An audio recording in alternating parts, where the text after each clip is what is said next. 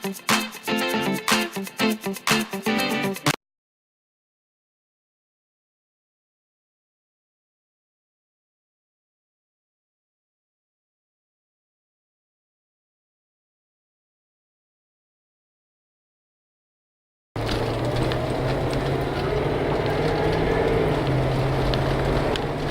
good morning, everybody. This is DearMamaSal, and it's a wonderful 18 degrees already here in British Columbia, which would make it 64 in northern Washington State.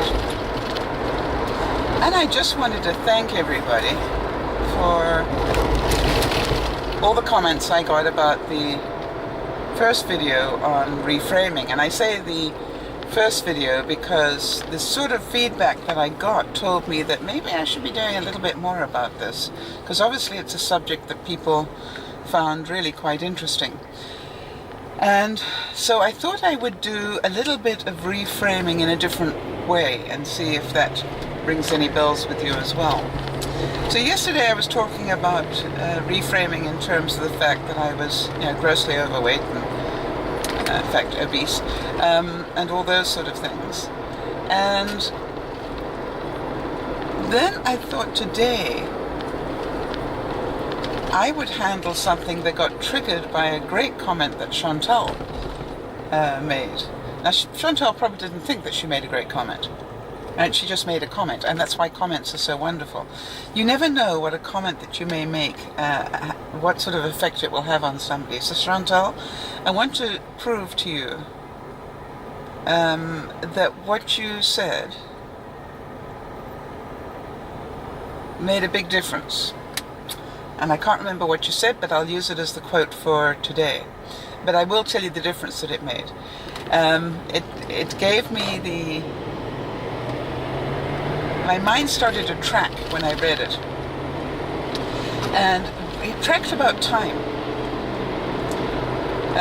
And I had a really difficult time last night. I got home and I fell fast asleep before I even started to upload videos or do anything. I just literally curled up into a ball and fell fast asleep and didn't wake up until 8:30. Well, that was the time the day before that I'd got the video up. So I was so proud of myself for having everything up and loaded by 8:30. Well, obviously I hadn't even started. So I'm beginning to sort of think, oh, rats. Well, words a bit like that. Oh, rats, I'm way behind the 8 ball now. So I started uploading and doing all the things that I needed to do, and I wasn't totally at peace, to be honest. I was feeling a little stressed about it, but not a lot. And then Emily writes to me. Actually, she sent me a comment on Skype, and then she starts saying that she's busy talking with Oz, and it really was the fact that I should come and join them. Now, of course, in my mind, I'm going, I don't have time for that. I'm already behind the 8 ball. I really don't have time for that. Seriously. So I said to her, bless your heart, thanks very much, but, I'm really busy. I've just started uploading the video. I need to finish it. A lot of people are waiting for it. And Emily, being the little so-and-so that she is, and we all know, this is the original Emily. We got a new one that I noticed is a viewer. So we're talking about M, the cheerleader, Emily. All right, and so then she writes back to me and she goes, what does she say? You know that we're important to you. Oh, the little manipulative so-and-so. And so I start to laugh, right? I literally am laughing because I'm going, oh, good one, Em. Because she knows it's true. So she reframed my mentality in a heartbeat, right? And so I laughed and I said, okay, give me a second. Because, I hadn't had any dinner. I hadn't done anything because I'd been asleep. And so I said, well, give me a second because, I had to go and visit the washroom, and I had to go and find some food. And wash my hands in between, by the way. So anyway, I said to myself, okay, I can do half an hour. So in my mind, that's my reframing. I can do it for half an hour, and I know I'll laugh because it's Oz and Emily, and they're nothing but trouble. And so, what was I thinking? Because I was on for half an hour, and then Emily got a telephone call, probably from Andrew, and then she nuked us, like we weren't important anymore. She just left us hanging without even saying goodbye. Or not that I saw, anyway. And then, so then it left Oz and myself. Well, Oz and I don't get to talk. And he was up on video, he's such a good-looking guy. So, anyway, it was just really, really fun. And, when Oz talks seriously, he's as interesting as he is when he's playing the idiot.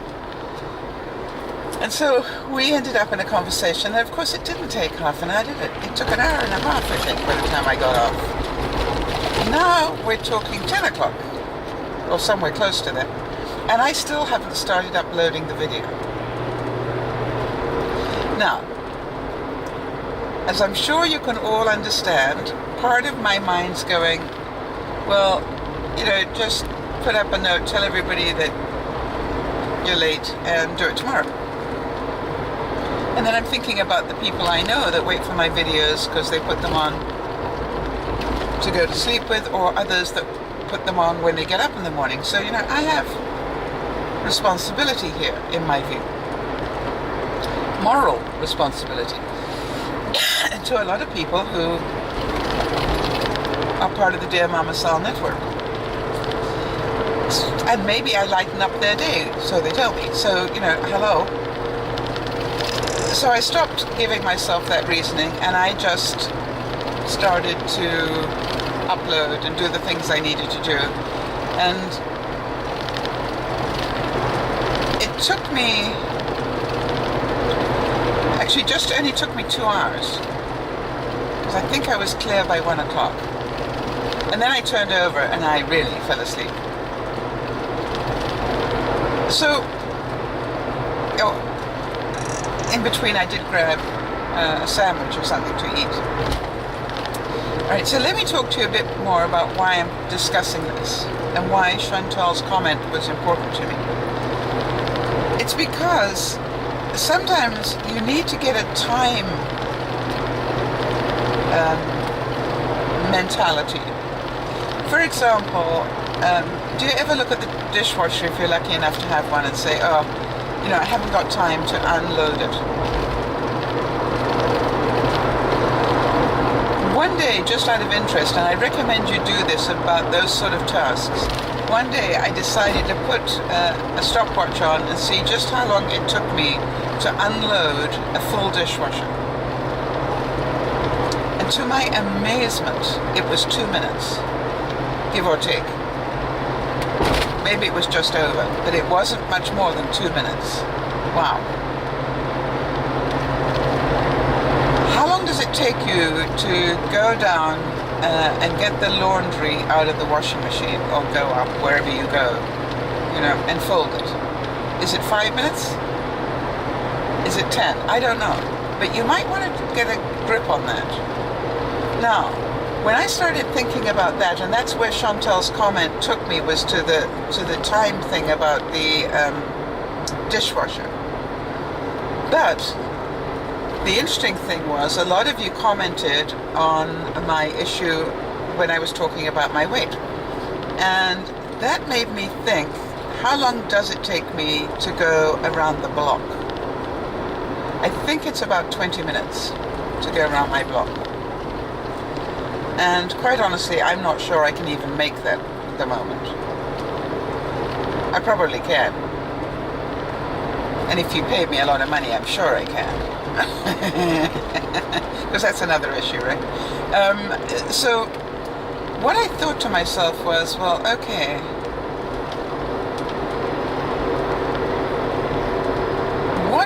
I stop worrying about the fact I maybe can't do 20 minutes?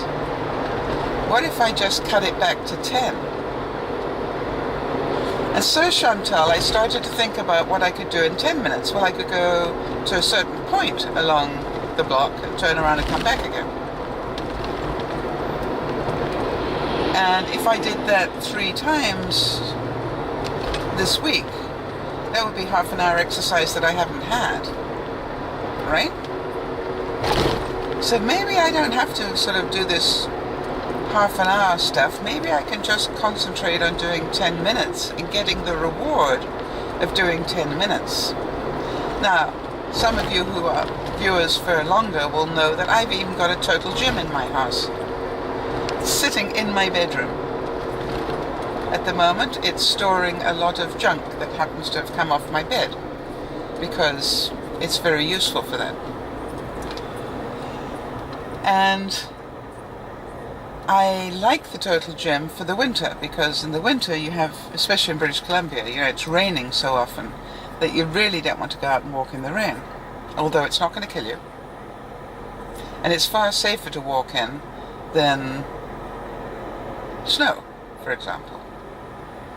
And then I think about Charlotte in New Brunswick, whose winters are really bad, way worse than mine, and she goes running in that stuff. So really, what excuse do I have?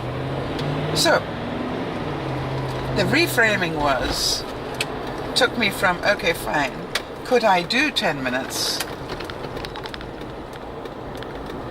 Oh, I have no idea. Could I do, sorry, they just put those little beacon things in the middle of the road, but it didn't say which side you're meant to go to. Interesting. Oh, I know, they're going to make this 2-way while they pave the other side. Goody, goody, it'll be nice for when I go home tonight. Anyway, so it's a really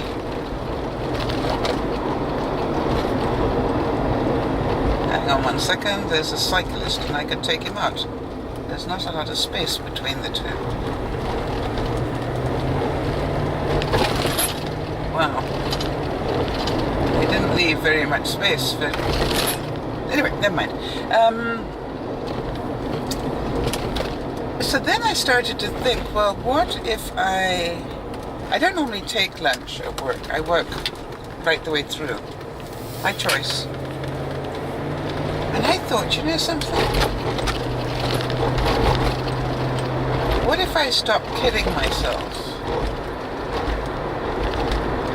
and take a 10-minute break at lunchtime and walk around the complex? I work in a big complex. And I'm pretty certain I could walk 10 or 15 minutes around the complex without noticing it at lunchtime, which would be good for my health, good for my stress levels, and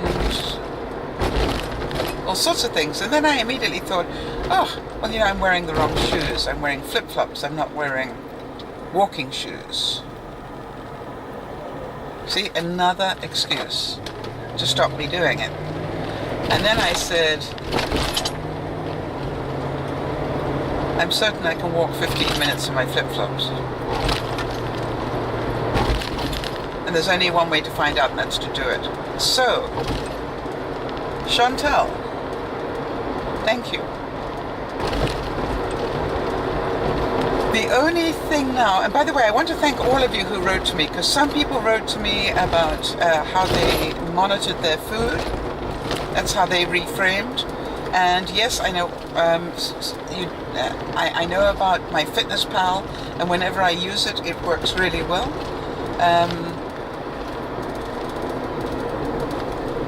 And I really recommend it, because I've lost as much as 10 pounds on that and then put it back on again when I stopped using it. So we know it works. And so there were lots of good ideas about the way people had tackled it. So thank you. From the bottom of my heart, the reframing that you managed to do, each and every one of you in a little bit, was to actually make me think, I can do this. again. And I know I need to make it a way of life. And part of what's really good about my Fitness Pal is it is reframing. It tells you the reality. And by the way, it doesn't cost anything if any of you want to try it. And just Google in my Fitness Pal, one word. But what it does is it actually does all the calculations for you. And so you just literally put in what you're eating and it tells you exactly how many calories you've consumed. So, thank you all of you who fed back information, not only to me, but to other viewers who are struggling, and I can't remember who it was. But at least one other person told me they were equally as overweight. So I was wondering whether that person would like to go on this challenge with me and see which one of us fades first, sort of thing, if at all. If you'd like a buddy to do it with, I'm your person. So, good stuff, people. I really appreciate it. And I think that's what really I wanted to tell those of you who are still new to the channel. That's really what we do. We try and find subjects that affect people and talk about them enough that people can see they're not the only ones with this problem. They're not that special. They're really special, but they're not that special. You know, we think we're the only ones that are wusses or overweight or whatever. Well, you're not. Okay, there are a whole group of us, and nice people at that. And we know that it takes more than just willpower. It takes a whole lot of factors, and part of that is support. And so, if any of you want to spend a little bit of time testing out the 10-minute theory, let me know. Let's see if we can reframe a couple of people on this 10-minute stuff. Now, I know that the most difficult thing, from my experience, is not walking 10 minutes. The most difficult journey, and it's ridiculous, is the journey from my bedroom, which is where I do all the editing and answering of emails and everything else, to the front door. That's the most difficult part of my exercise program. And if any of you know what I'm talking about, let's talk about that. Because that's the bit I have to reframe. Once I'm out of the door, I quite enjoy it. And I think Oz was talking a bit about that last night when we were talking about, I can't remember what we were discussing, but how funny it was that, you know, it's not the actual thing that you need to do that causes the problem, it's the getting away from your regular routine, or lack thereof, that is the problem. So great stuff, people. Thank you so much. Chantal, you made a difference in my life. Now let's see whether I've got the discipline to follow it through. That's a whole nother story. This is Dear Mama Sal saying, reframing is about dealing with facts. The fact is, if I walk 5 days a week for 10 minutes, that's nearly an hour's worth of exercise. And what are the chances, if I actually go up for 5 minutes, that I might accidentally spend a little bit more? In which case I could do over an hour's exercise. Yay! And I don't have to do it 7 days a week. I could even do it 3 days a week and be a lot farther ahead. That's what I'm going to work on. I'm going to work on getting out of the door. Wish me luck. And above all that, wish me discipline, because luck won't do it. I've got to get off my butt and do it. If I really mean to. So here we go. This is the difference between saying and doing.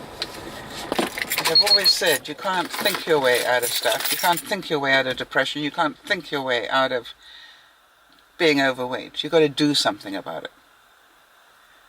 And to do it, you've got to reframe. This is Dear Mama Sal saying, thank you, Chantal. I dedicate this vlog to you. Bye-bye for now.